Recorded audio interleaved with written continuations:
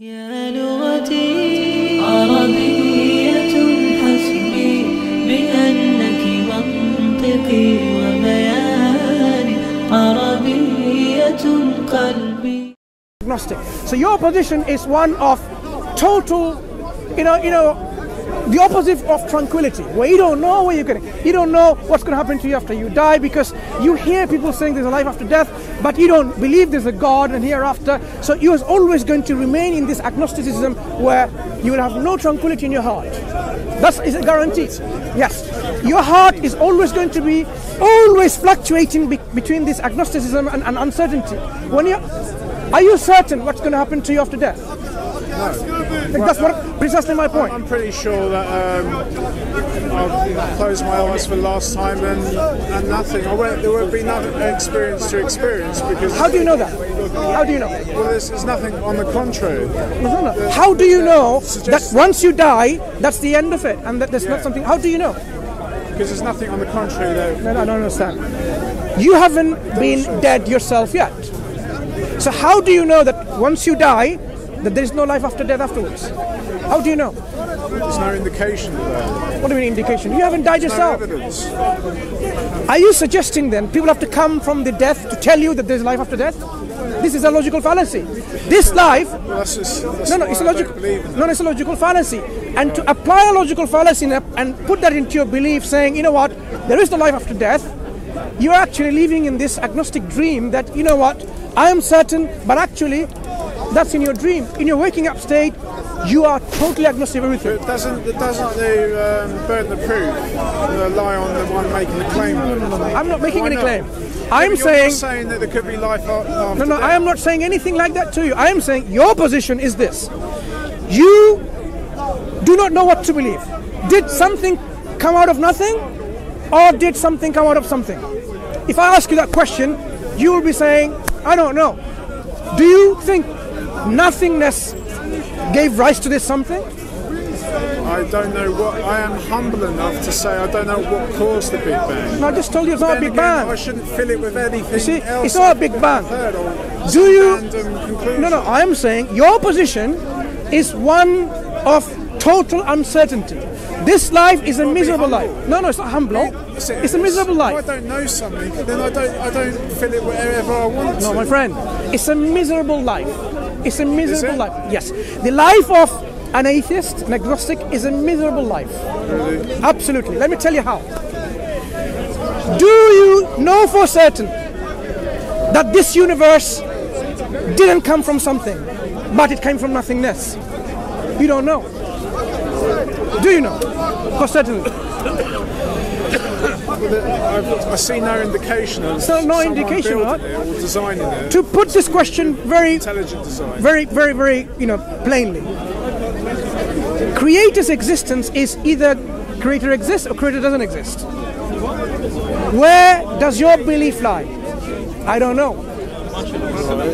Right? But the fact of the matter is, it's one of these two options. If you didn't know the right answer, you will have no tranquility in your heart, because when you die and the creator is one that exists, you will be in a total disaster. It's a great form of control, isn't it? It's not about control. It's your belief that's what you're making. No one's going to force you to believe in spaghetti monster, which I was arguing for earlier. No one's going to force you to. But people believe in it. People believe in this Mother Nature.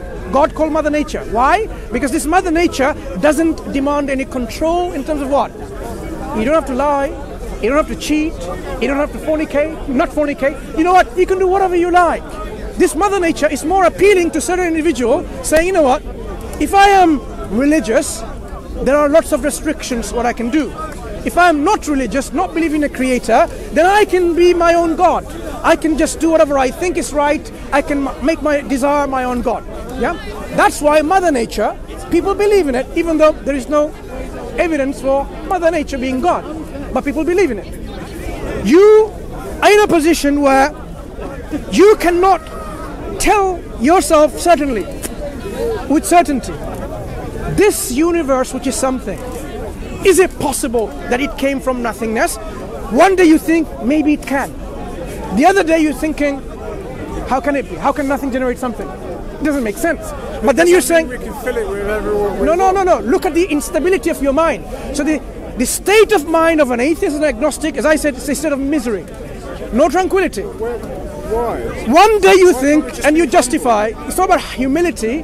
One day you think and you justify yourself. Nothing caused something.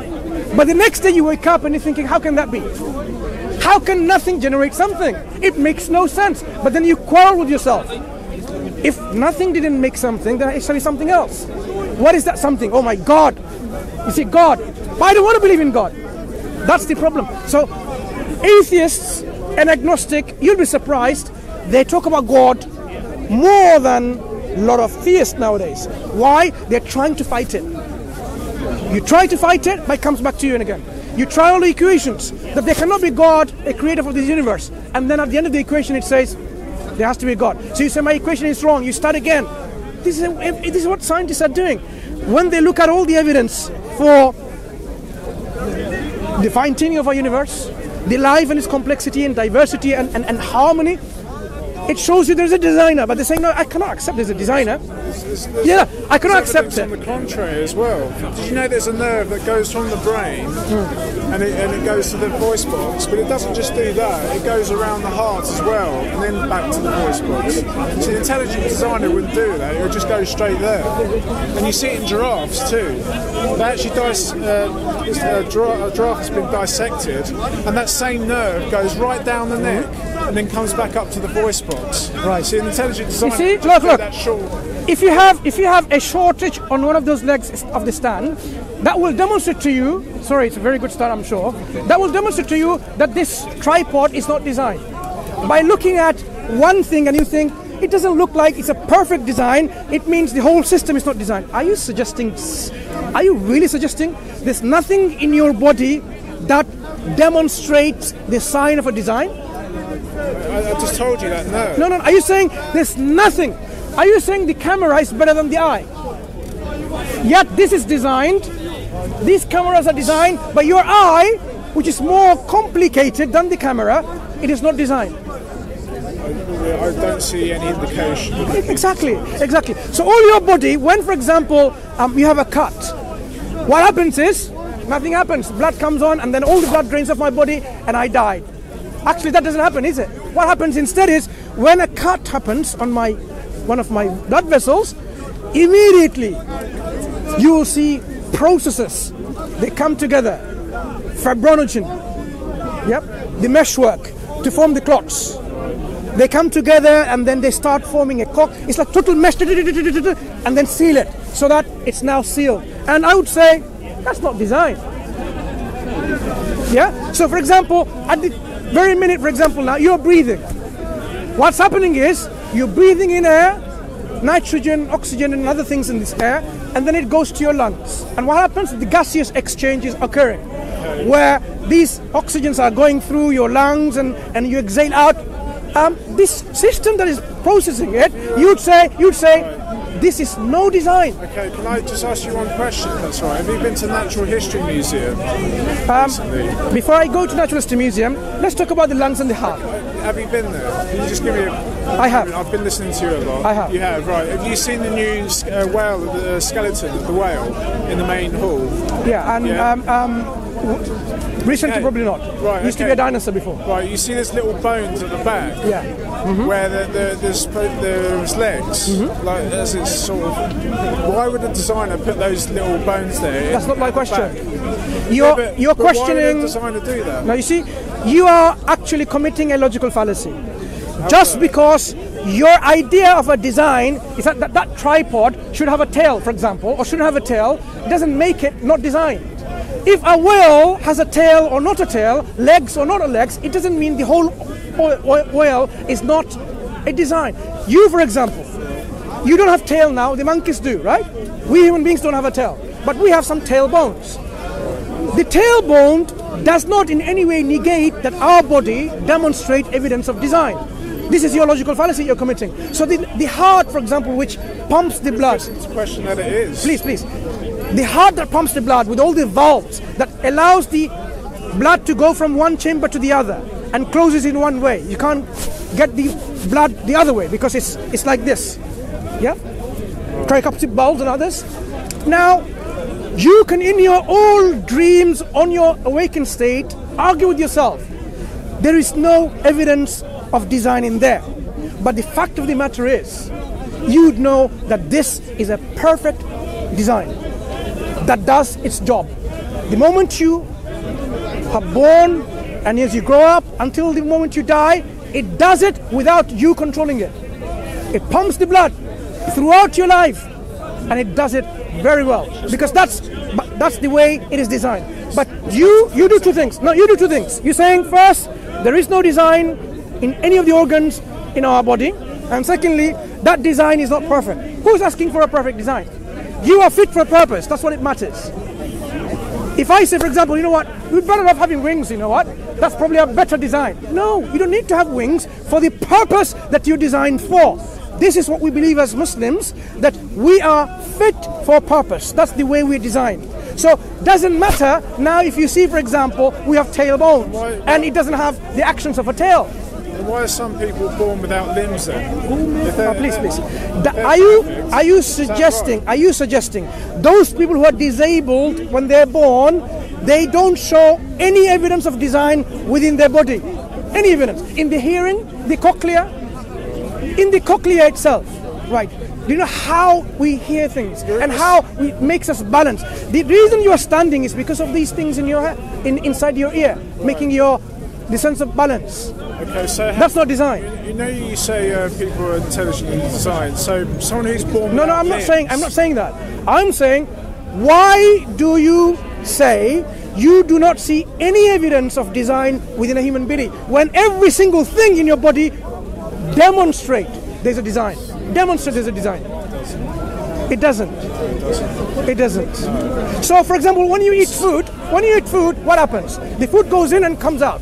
There is no process involved to break it down into ATP, the energy, right? There isn't. It was the species that weren't able to. No, you. The ones that died off. My friend, when you eat food, say an apple, the apple goes in and nothing happens. It just goes in, and when you just broke it down with your teeth into pieces, and exactly just comes out, or does something happen? Does it happen through a particular machineries which, because of the design of the machinery, it breaks down, extracts the energy, and then gets rid of the waste products? Can you give me a moment, please? Do you know what reverse meaning is? Tell me. Reverse meaning is when you basically say that something's created. It's like people say camels have large hoofs, feet, hoofs, so they don't sink in the sand. What you should really be saying is that camels have large hoofs and they don't sink in the sand. So is it designed for that purpose? It's the purpose? ones with the small hoofs that have died off. So it's designed for that purpose then? It's like a very good design not to sink on the sand. So you agree it's like a very good design. So now you have seen certain species that have died off because they weren't able to adapt to the environment. So you're telling me this is an evidence of design where it's fit for that purpose so that it doesn't sink in the sand. So you, for example, your food that goes inside your body, do you know how it's digested with enzymes? Do you know how your liver metabolizes and detoxifies things? And it's not a design. I mean, if you don't believe in any of that, I do understand your position.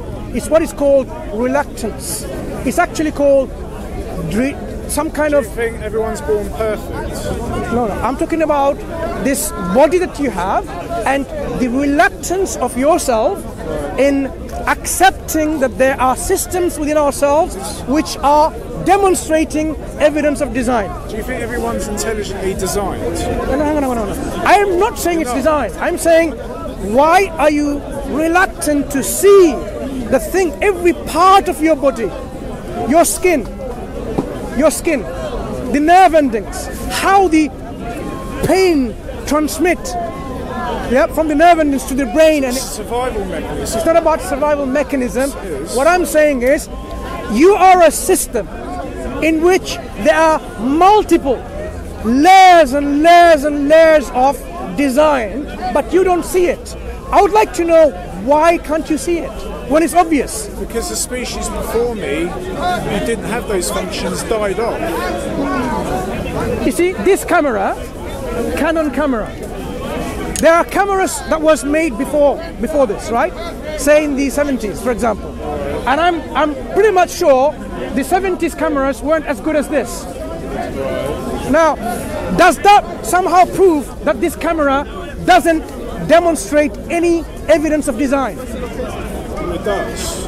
Okay. We've got records of design. What is it? Okay. What is it with this camera that demonstrates to you that it's designed? What demonstrates it? Yeah. Because we've got records of blueprints of the materials, how it's put together. So if you didn't have any of the records, if you didn't see anyone putting it together, you only saw the camera. No manuals, nothing, just the camera. And imagine, you don't read... The probability is very strong. No, let's understand something. I didn't see this camera put together. Yeah. But I can confidently tell you that was intelligently designed. No. What is it with... I know how things are made. No, you're not really examining the data. You are making up assumptions. You have the camera in your sight. You can examine it. You can see and break it apart. And you can see what the design has been put in. Rather than saying, from my experience, these things are made by manufacturers of camera. So I could generalize that and say, this one also is made. This is an assumption from generalization, right? So I would say you're committing this logical fallacy of generalization. You're generalizing. Did you see that camera being made? No. This is generalization. You're generalizing by your assumptions of previous experiences that there are other cameras you've heard of being made or seen some of them maybe. You haven't seen this one made, but you are making a general conclusion out of what? This generalization principle. You haven't seen that made. But if you did not use this kind of logical fallacy of generalization, and you say, now let me look at this camera by itself, so I can open it up, break it apart into pieces, and see how they're put together, and see how it functions. Look at the result that it produces. You will see this is engineered. You don't know who is engineered. Imagine it didn't say Canon. It could be a generic camera, right? Because you don't know who made it, you would still say, definitely I'm certain there is knowledge and wisdom that has been put together in the engineering and manufacture and planning and designing of this particular piece, which it does what it does. You would have no doubt in accepting that. You don't need to know Canon made it. You can still conclude by examining that piece itself that it has a maker. If you believed otherwise, that actually no, things happened over billions of years by chance. No conscious process were involved. No conscious agents were involved. It just happened that it came together and then it formed that piece. There's some people who believe in that, but I don't think you would believe in that. You will say it makes no sense of such a piece to be put together like that. There's many things that don't function that well, they die off. Your eyes are better than this, and yet this has to be designed, but the eye is not designed. Your lungs, your heart, your brains, your ears, everything, nothing is designed. I'm just going to see a friend now, but it's good talking to you, it's interesting. I urge you to look up two things: circular reasoning and also reverse meaning as well. Yeah. Do you know that circular reasoning is something that we haven't applied, none of us yet? Reverse meaning is to do with what? Psychology. I'm saying I observe the data, yeah, and then I say the cause for the data. That's not about reverse meaning. Okay, what's your name? David. Nice to meet you. With no hard feelings. I just did this in a harsh way. I apologize. It's just to shake you a little bit, saying, actually, sometimes I need to think beyond the box. That's all. We'll talk again perhaps another time. Yeah? Take Mansur. Mansur. You take care, my friend. Yeah? See you later.